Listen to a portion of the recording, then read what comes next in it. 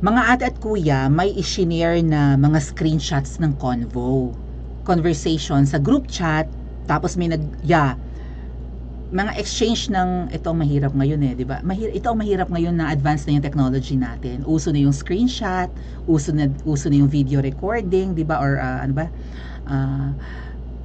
Screen grab, yan. Kung ano may lumalabas sa harapan ng screen mo, pwede mong i-record, no? Ganyan. And uso na rin yung napaka-advanced na nga rin nga ngayon ng cellphone, 'di ba, ng ating smartphone, na ang mga sekreto ay kadali-dali ng makalkal. So kung hindi ka maingat sa palitan ng mga messages, 'di ba, ay pwede talagang magamit na proof against you or against somebody else yung mga ganyan, yung mga conversation. So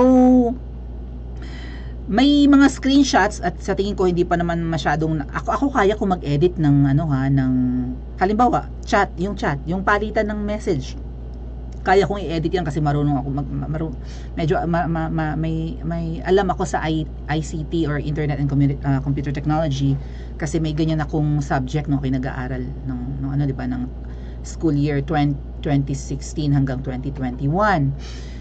So, aware ako kung paano yung madali lang din naman yan, yung tipong chap mo lang tapos pagdidikit-dikitin mo. Pero usually po, ang mga screenshots ay hindi naman pinag-e-effort na i-edit, 'di ba? Pagka na-screenshot mo na sa cellphone mo, yun na yun, pwede mo lang i-share sa iba, pwede save mo na lang, dead man na, unless may iba ka talagang balak na paninira, 'di ba? Pero usually ang mga screenshots ngayon ay patunay na may mga exchange of conversation and na-booking dito na may mga sinusuhulan palang vloggers. Sila yung Ensaymada vloggers, ang mga tagapagtanggol ni Kuting at Ahas, na ngayon ay tagapagtanggol na rin ni Jollibee. At puntahan natin mamaya, mamaya i-discuss din natin na si Jollibee gustong-gusto pala talaga niyang agawin ang pwesto ni VP Sara. Okay? Nandito rin sa mga screenshots na shinare ng isang akala ko ay Ensaymada vlogger. Kasi nung ako po, miyembro ako ng vloggers ni Kuting. Yung ginrupo ang lahat ng mga vloggers kasi 'di ba gusto namin ng accreditation. Unang nagbuo ng group yung UVIP, United Vloggers and Influencers of the Philippines. Pinamunuan ni Coach Jarrett, ni Sangkay Janjan, ni Madam Ellie at saka sino ba 'to yung Mike, ano ba yun? Sa Mike Wright. Yung mayaman, yung may mga salon, pero vlogger din siya. Yan, UVIP, pinamumunuan ng 4 na matataas na vloggers. And then, na-dissolve, nagwatak-watak yung mga UVIP members, ng mga vloggers. Binuo naman yan ng isang leader na Kutis by Hug, na ang pagpo-pronounce niya ng inflation ay inflammation. Hindi niya alam ang difference. Anyway, may pagkamahina nga po yung kokote ng vlogger na yun. Pero hindi na ako galit sa kanya. Bahala siya kung galit siya sa akin. Nag-away kami nun eh. Kasi nga pinamumunuan niya yung Ensaymada Vloggers na miyembro lang ako, presidente siya. Nag-quit ako dahil bulok yung management niya. Parang may nahalata akong kaunting corruption, kaunting mismanagement, hindi lang kaunti, di ba? Hindi maayos ang pamumuno niya sa mga vloggers. Kasi inagaw niya inagaw niya yung miyembro ng UVIP sa mga leaders. Supposedly, ang UVIP po, nung pinakawalan ni Coach Jarrett, mga ate at kuya, ay binigay dapat kay Madam Ellie, yung kabaro ko din na mataba, na marami siyang business. Kaibigan yun siya ni Lloyd Cafe Cadena, yung pumanaw na vlogger na sikat. Pero ito si Madam Ellie, medyo nagluluto-luto to di ba, nagbibenta ng mga cookies, mahilig siya sa food vlog, pero rin, malapit din sa puso niya yung, siguro hanapin ko yung ni Madam Ellie ha, para maging familiar lang yung iba sa lahat. Hold on, hanapin ko siya. Pakita ko sa inyo. Mabait to, na-meet ko to sa sa meet and greet nung pumutok yung Ensaymada. At pinaghihinalaan siya na siya yung nagtimbre kay Miss Maharlika na Ensaymada lang ang pinakain. Ayan si Madam Ellie at saka yung boyfriend niya. Si Madam Ellie itong naka-orange. Alam niyo yung orange? Comment nyo nga sa comment section kung anong orange. Siya dapat ang mamumuno sa mga UVIP members na pinakawalan ni Coach Jarrett. Kasi si Coach Jarrett yung leader namin noon eh. Naging miyembro ako ng UVIP second batch Okay? Pero yung second batch and the remaining, yung mga nauna, inagaw na lang kay Madam Ellie. Sa kanya dapat ibibigay ang UVIP. Pamumunuan niya dapat inagaw nung mamaro, bida-bida, na mahina naman ang kokote. Nakaaway ko yon pero hindi na ako galit sa kanya ngayon kasi parang gusto na rin niyang bumaligtad. Gusto na rin niyang bumaligtad kay Kuting pero nag-iingat lang din siguro. May pagkaduwag yun eh. O takot nga.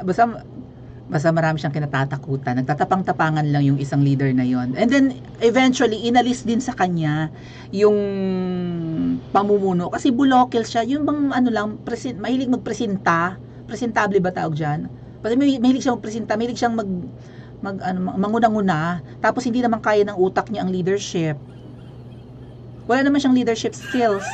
Maangas lang siya, pero mahina talaga ang kokote kasi nga po, hindi sa pagmamaliit, high school grad lang yata yun, baka hindi pa nga nakapagtapos ng high school.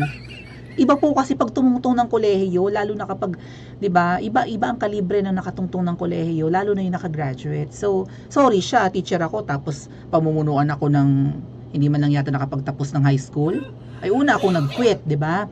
Anyway, yung mga natirang mga Ensaymada vloggers doon, ang alam ko intact sila pero naloka ako, may isa silang miyembro na tumiwalag na at eto nga po yung expose niya, may suhulan daw na nagaganap or may bigayan daw ng allowance. Eto po 'yan. This is Aaron Peña of Old School Pinoy. Ayan. Si Aaron Peña po, sige open ko yung kanyang yung kanyang Facebook para familiar din kayo. Ayan. So natuwa ako nung inopen ko to kanina kasi ang alam ko po si Aaron Peña ay miyembro ng grupo rin kasi nakita ko siya eh. Nung binuo yung UVIP sa Pasig na pumunta ako kasi second batch nga ako, 'di ba? Na yun yung time na ita-turn over na dapat ni Coach Jared kay Madam Ellie, yung UVIP, lalo yung batch 2, kami yung batch 2. Nandun si Aaron. Shoutout Aaron Peña, paki-remind nga ako kung nandun ka nga sa Pasig sa pagbuo ng batch 2 kasi familiar sa akin si Aaron. And then siguro nakakasama ko na rin siya sa mga meeting sa Malacanang. So to my mind, he's one of the Ensaymada vloggers kasi familiar siya sa akin. Nakaharap ko to if not in Pasig, maybe also in Pasig and also in Malacanang. So, nung inopen ko yung kanyang Facebook page, natuwa ako si Tatay Digong at si VP Sara yung nakabalandra, hindi si Kuting. So, sabi ko, yes! DDS si Aaron. So, tuwan-tuwa ako. Yan si Aaron, Old School Pinoy siya sa YouTube. Pina-follow ko naman. So, eto yung shinare niya mga ate at kuya. Natutuwa ako ha, kumbaga may nababawas sa Ensaymada. At saka si Aaron nga po pala kuya, mga ate at kuya, nasa movie siya ni Direk Daryl Yap. So kung hindi man siya miyembro ng Team Tubol or ng Ensaymada Vloggers, miyembro siya ng PVE, Philippine Vloggers Elite ni Direk Daryl Yap. Yung mga vloggers na sumusuporta kay Direk Daryl at Senadora Amy. Pero ayaw na rin nilang suportahan si Kuting kasi nga alam niyo naman may gap naman talaga, 'di ba? Si Senadora Amy at saka yung asawa ni Kuting. So, ang PVE at alam ko si Aaron ay isa sa PVE, Philippine Vloggers Elite. Baka hindi talaga siya naging miyembro ng Team Tubol or Ensaymada Vloggers, pero nagpangipangita kami nung binubuo pa nga yung mga Malacanang vloggers. Si Aaron Peña po ay nasa tama ba Aaron, shout out. Nasa movie siya na Martyr or Murderer. Yeah, I think so. Kasi yung Made in Malacanang wala pang masyadong vloggers. Yung part 2, yung Martyr or Murderer, nandun na sina Aaron. Isa siya sa mga ninong sa kasal ni Irene. Irene, right? Yung bunso. Yon. Yung ng bato ng bulaklak, kung napanood yun na yung Martyr or Murderer, yung ng bato ng bulaklak si Senadora Amy na ginaganapan ni Christine Reyes. Nandun siya, nasa likod siya si Narufa, ganyan, na gumaganap ng Madam Imelda. Nandun sila sa simbahan, mga nakabarong Tagalog sila. So, tama ba Aaron? Kung mapaparod mo to. Anyway, ang expose ni Aaron, eto. Resibo number 1. Pumili lang ng isa. Utos at bayad. Umpisa pa lang tayo. Nagbubulgar talaga. Ang lakas ng loob ni Aaron, no? Ay, ang alam ko, mas marami tong followers kasi sa akin. Masipag naman to. At least sa YouTube. Masaya ako dahil hindi ko pinagpalit ang prinsipyo, paninindigan at pagmamahal ko sa bayang Pilipinas. Tama po ba ang convoy USEC? Sino yung USEC na tinutukoy? Baka si Bukangkang. Si Bukangkang USEC yan eh, kung hindi man ASEC. Undersecretary ang USEC, Assistant Secretary ang ASEC. Okay? Ang dami-daming ASEC and USEC ng PCO. Ano ba? Presidential Communications Office. Oh. Yung isang USEC, nandyan sa picture na yan. And then yung SEC, nandyan din. Hindi ko na lang sabihin ko anong pangalan. Anyway, ito yung convo, ha? So, open ko muna ito. Good morning po, sir. Ang reply ng vlogger ay, yes, ma'am, good morning po. I think vlogger yung nasa purple or blue convo, right? Purple and, yeah, purple. Tapos reply, sir, ngayon po, padala daw yung sa allowance nyo kahapon. Ay, salamat po, ma'am. Alam niyo yung tinatawag niyang ma'am, parang kilala ko. Mukhang papag-uusapan natin siya sa susunod nating topic sa live na to, ha? Basta kilala ko siya. Parang siya yung tinutukoy ko na kapag ka nakikipag-usap sa mga sekretary ni Kuting, nagtatalsikan din yung egg omelette o kaya kanin.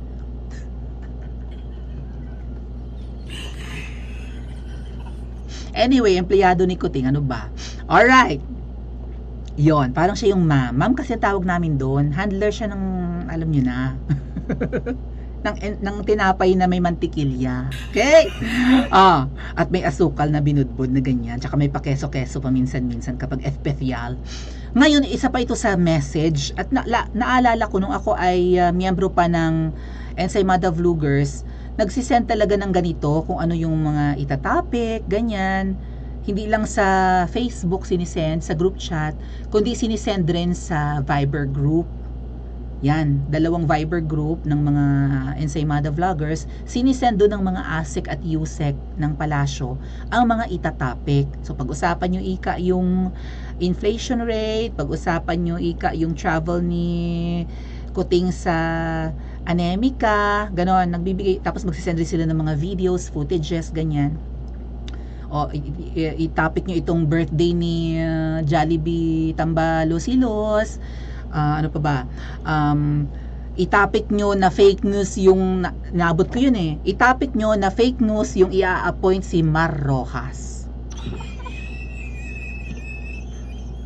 Paisa-isa lang nun.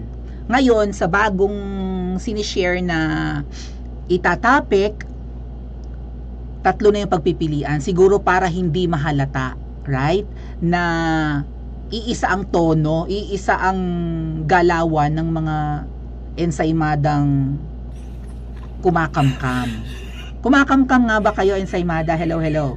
Okay, sabi dito, subject, House supports the President. Si Kuting. Para daw ito sa X or Twitter. Ang bagong pangalan kasi ng Twitter ngayon ay X kasi mamay-arian na siya ni Elon Musk. Elon Musk, okay. Para daw ito sa Twitter or sa X and Facebook.